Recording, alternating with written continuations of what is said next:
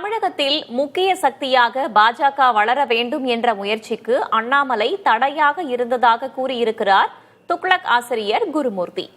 இதுகுறித்த பிரத்யேக செய்தியை பார்க்கலாம்.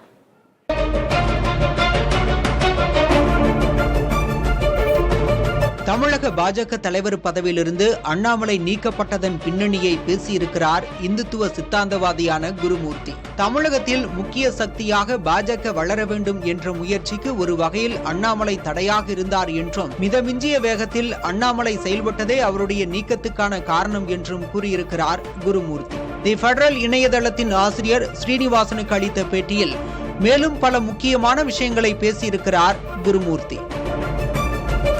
In Tamil Nadu also, you need to do more and not less work. So the BJP realized maybe Annamalai was moving too fast for his own or BJP's collective good.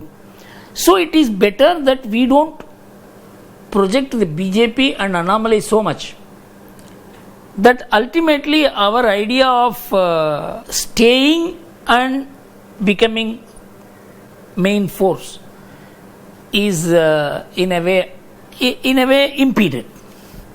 So I think they took the right decision. I think Annamalai also fell in line with that. It's not that Annamalai was unhappy or anything like that. He also understood that there is a strategy. So 26 is what's not BJP's target. 2026 சட்டமன்ற தேர்தல் பாஜகவின் இலக்கு அல்ல என்று குருமூர்த்தி கூறியிருப்பது பெரும் யூகங்களை கிளப்பியிருக்கிறது. குருமூர்த்தியின் முழுமையான பேட்டியை தி பெடரல் இணையதளத்தில் பார்க்கலாம்.